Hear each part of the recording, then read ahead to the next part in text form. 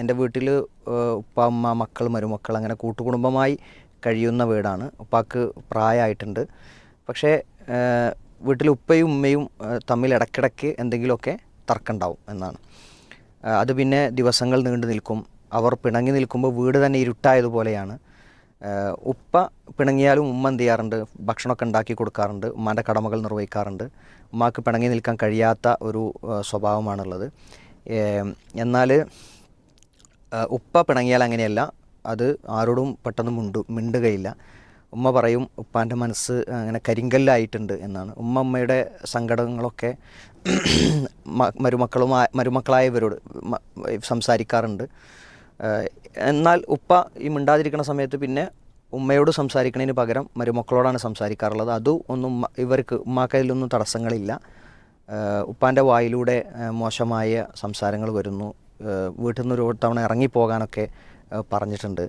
അപ്പോൾ ഇവർ തമ്മിലൊന്ന് പിണക്കം മാറിക്കിട്ടാൻ പലതവണ ശ്രമിച്ചിട്ടുണ്ടെങ്കിലും അത് നടന്നിട്ടില്ല. ഉപ്പാൻ്റെ വാശിയാണ് അതിൽ പ്രധാനമായി കാരണം.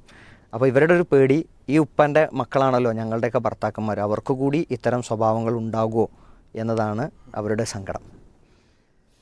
അപ്പോൾ ഇതിലെന്താണെന്ന് വിചാരിച്ചാൽ ഇവരുടെ ഒരു ദാമ്പത്യ പ്രശ്നമാണ് ഇവിടുത്തെ അടിസ്ഥാന പ്രശ്നം. സാധാരണഗതിയിൽ പ്രായമായി വരുംതോറും എന്തായിരിക്കും, ചില ദമ്പതികൾ തമ്മിൽ ഭയങ്കര സ്നേഹവും ഭയങ്കര ആശ്രയത്വം വർദ്ധിച്ചു വരികയാണ് ചെയ്യുക. എന്നാൽ തുടക്കം മുതൽ തന്നെ മാനസികമായി പരസ്പരം ഇഷ്ടപ്പെട്ട് നല്ലൊരു ദാമ്പത്യം മുന്നോട്ട് കൊണ്ടുപോകാത്തവരെ സംബന്ധിച്ചിടത്തോളം അത് വളരും തോറും എന്തായിരിക്കും, പ്രയാസങ്ങളിലേക്ക് എത്തുകയാണ് ചെയ്യും. അപ്പോൾ പൊതുവേ എന്താ വെച്ചാൽ ഉമ്മൻ്റെ ഈ വിഷമമൊക്കെ കാണുമ്പോൾ, ഈ വീട്ടിലെപ്പോഴും പ്രശ്നങ്ങളാകുമ്പോൾ വീട്ടിലുള്ള ആളുകളെ സംബന്ധിച്ചിടത്തോളം വളരെ ഒരു സമാധാനക്കുറവുണ്ടാകും. ഈ പ്രശ്നങ്ങളെ നമുക്ക് രണ്ട് തലമായി തിരിക്കാൻ പറ്റും. ഒന്നെന്ന് പറഞ്ഞാൽ ആത്യന്തികമായി തന്നെ രണ്ടു പേർക്കും ഇഷ്ടമല്ല, അവർ ഇഷ്ടത്തോടു കൂടെ അല്ല ജീവിക്കണം. അങ്ങനെ വരുമ്പോൾ അതെന്തായിരിക്കും, നിരന്തര പ്രശ്നങ്ങളായിരിക്കും. എല്ലാ സമയത്തും എന്ത് ചെയ്താലും, നമുക്കിഷ്ടമല്ലാത്ത ഒരാൾ എന്ത് ചെയ്താലും കുറ്റമായിരിക്കുമല്ലോ. അപ്പോൾ അങ്ങനെ എന്തായിരിക്കും, എല്ലാ സമയത്തും പ്രശ്നമായിത്തീരുന്ന ഒരവസ്ഥ ഉണ്ടായിരിക്കും. അതിൻ്റെ പരിഹാരം എന്ന് പറഞ്ഞാൽ അവർ മാനസികമായി ഇഷ്ടപ്പെടുക എന്നുള്ളൊരവസ്ഥ ഉണ്ടാവാതെ അതൊരിക്കലും അവസാനിക്കില്ല. പിന്നൊരു കാര്യം എന്താണെന്ന് വിചാരിച്ചാൽ, ചില സന്ദർഭങ്ങളിൽ മാത്രം പ്രശ്നങ്ങളായി വരുന്നത്, ചില സന്ദർഭങ്ങളിൽ ചില പ്രശ്നങ്ങളുണ്ടായിരിക്കും, അവർ പിണങ്ങും, അവർ പ്രശ്നത്തിലായി പോകും. ഇങ്ങനത്തെ കാര്യങ്ങൾ നമുക്ക് പരിഹാരം ഉണ്ടാക്കാൻ പറ്റും. ഏതൊരു സന്ദർഭത്തിലാണോ ഈ പ്രശ്നങ്ങൾ ഉണ്ടാവുന്നത് എന്ന് നോക്കിയിട്ട് ആ സമയത്തിന് സന്ദർഭത്തിനനുസരിച്ച് പെരുമാറിയാൽ കുറേയൊക്കെ എന്ത് ചെയ്യാൻ പറ്റും, മാറ്റിയെടുക്കാൻ പറ്റും. എനിക്ക് തോന്നുന്നത് കുട്ടികളൊക്കെ മുതിർന്ന് വന്ന് കഴിഞ്ഞാൽ അവർക്ക് ഇതിലൊരു നല്ല റോളുണ്ട്. നമ്മുടെ തന്നെ അനുഭവത്തിൽ വളരെ വിവാഹമൊക്കെ കഴിഞ്ഞ് മക്കളൊക്കെ ആയതിനു ശേഷം ഈ കലാപം തുടരുന്ന ആളുകളൊക്കെ പിടിച്ചിട്ട് അവർ കൊണ്ടുവരും, വാപ്പനും അമ്മയോടൊന്ന് സംസാരിക്കും, അവർക്കൊന്ന് പറഞ്ഞ് മനസ്സിലാക്കി കൊടുക്കുന്നതാണ്. അപ്പോൾ നമ്മളെന്ത് ചെയ്യും, അങ്ങനെ പറയുമ്പോൾ അവർക്കൊക്കെ മാറ്റം ഉണ്ടാവുന്നുണ്ട്. അപ്പോൾ എനിക്കറിയാം ഇവർ മൊത്തത്തിൽ കുട്ടികൾ പറയുന്നത് സത്യസന്ധമായിരിക്കും. കാരണം വാപ്പ കുറച്ച് വാശി കൂടുതലാണ്, അവരുടെ ഒരു ഡയഗ്നോസ് ഉണ്ടല്ലോ.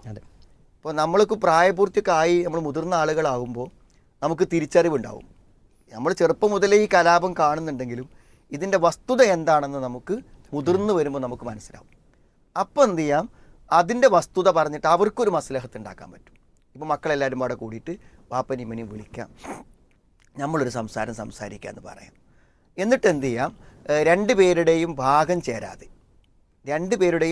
ചേരാതെ എന്ത് ചെയ്യുക, എന്താണ് വീട്ടിലുണ്ടാകുന്ന പ്രശ്നങ്ങൾ എന്ത് ചെയ്യുക, ഒന്ന് എല്ലാവരും കൂടെ ഒരു അവലോകനം ചെയ്യുക. അതുകൊണ്ട് ഇനി നമ്മുടെ വീട്ടിൽ പ്രശ്നങ്ങളും കലാപങ്ങളും ഉണ്ടാവാൻ പാടില്ല. കാരണം ഒരു കുട്ടികൾ മുതിർന്നു വരുമ്പോൾ അവർക്കൊരു പവർ ഉണ്ടാവും. അവർ പറയണത് കേൾക്കാൻ മാതാപിതാക്കൾ എന്ത് ചെയ്യും, ഒരു പരിധി വരെ തയ്യാറാവും. അപ്പോൾ ഒരു കൂട്ടായ ഒരു കുടുംബ സദസ്സ് രൂപീകരിച്ചിട്ട് അതിലെന്ത് ചെയ്യുക, എല്ലാവരും പാടെ ഇരുന്നിട്ട് ഒരു ഡിസ്കഷൻ വെച്ചിട്ട് എന്ത് ചെയ്യാം, വാപ്പന്നിൻ്റെ കാര്യങ്ങളൊക്കെ ശ്രദ്ധിച്ചാൽ വാപ്പൻ്റെ കാര്യം ഭംഗിയായി പോകും, ഉമ്മന്നിനൊക്കെ ശ്രദ്ധിച്ചാൽ ശരിയായി പോകും എന്ന നിലക്കൊരു മസ്ലഹത്ത് കൂട്ടമായി ഉണ്ടാക്കുകയും ആ മസ്ലഹത്ത് അനുസരിച്ച് വാപ്പ പോകുന്നുണ്ടോ ഉമ്മ പോകുന്നുണ്ടോ എന്ന് ഒന്ന് മോണിറ്റർ ചെയ്യുകയും ചെയ്താൽ മുതിർന്ന ആളുകൾക്ക് എന്ത് ചെയ്യാൻ പറ്റും, കുടുംബത്തിലൊരു നല്ല അവസ്ഥ ഉണ്ടാക്കി തീർക്കാൻ പറ്റും. വലിയ കുട്ടികളായി വരുമ്പോൾ അവർക്ക് അങ്ങനെ പറ്റും. ഇനി അതല്ലാന്നുണ്ടെങ്കിൽ ഇവരോട് സംസാരിക്കാൻ ആരെങ്കിലും ഏർപ്പെടുത്തി ഒരു സംസാരം ഉണ്ടാക്കിയാലും പറ്റും. എന്തായാലും ഇങ്ങനത്തെ ഒരു അവസ്ഥ വീട്ടിലില്ലാതെ ആവണം. കാരണം ഇന്ന് പല കുടുംബങ്ങളിലും അവർക്ക് വീടുകളിൽ സമാധാനം നഷ്ടപ്പെടുന്നതിൻ്റെ അടിസ്ഥാന കാരണം വീട്ടിലെ പ്രധാനപ്പെട്ട വാപ്പയും ഉമ്മയും എന്ത് ചെയ്യാണ്, എപ്പോഴും പ്രശ്നങ്ങളായി തീരുക എന്നുള്ളത് എന്തായാലും എല്ലാവരുടെയും സമാധാനവും സന്തോഷവും നഷ്ടപ്പെടുത്തി കൊടുക്കുന്ന കാര്യമാണ്. എങ്ങനെയാണോ തിരിച്ചു കൊണ്ടുവരാൻ പറ്റുക അതിൻ്റെ പരിശ്രമങ്ങൾ നടത്തേണ്ടതുണ്ടെന്നാണ് എനിക്ക് തോന്നുന്നത്.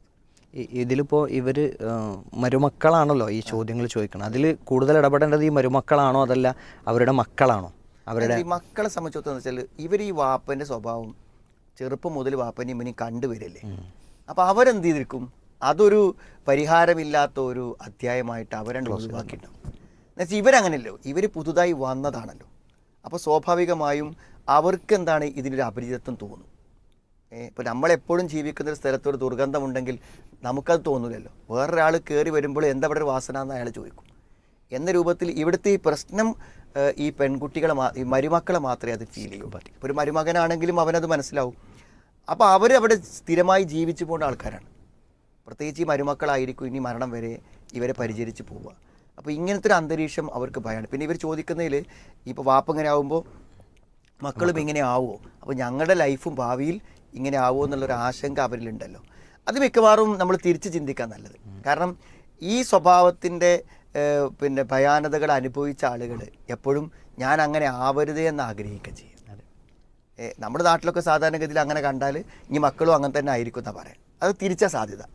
അതായത് നമ്മൾ അങ്ങനത്തെ ഒരു അവസ്ഥ കാണുമ്പോൾ ഇത്രയും എന്ത് ബുദ്ധിമുട്ടാണ് നമുക്ക് വാപ്പാനും ഉമ്മാനെ കൊണ്ടൊക്കെ ഉണ്ടാകുന്നത്, പിന്നെ നമ്മളെ കുട്ടിയൊക്കെ ഏതായാലും ഇങ്ങനെ ഉണ്ടാവരുതേ എന്ന് ചിന്തിക്കാനാണ് സാധ്യത. അത് തിരിച്ചല്ല കാര്യം. അപ്പോൾ എന്തായിരുന്നാലും മരുമക്കളെ സംബന്ധിച്ചിടത്തോളം ഇതിന് പരിഹാരം ഉണ്ടാകണമെന്ന് അവർ ആഗ്രഹിക്കുന്നുണ്ട്. ഈ നിലക്കുള്ള ഒരു പരിഹാരങ്ങളാണ് നമുക്ക് പറ്റുക.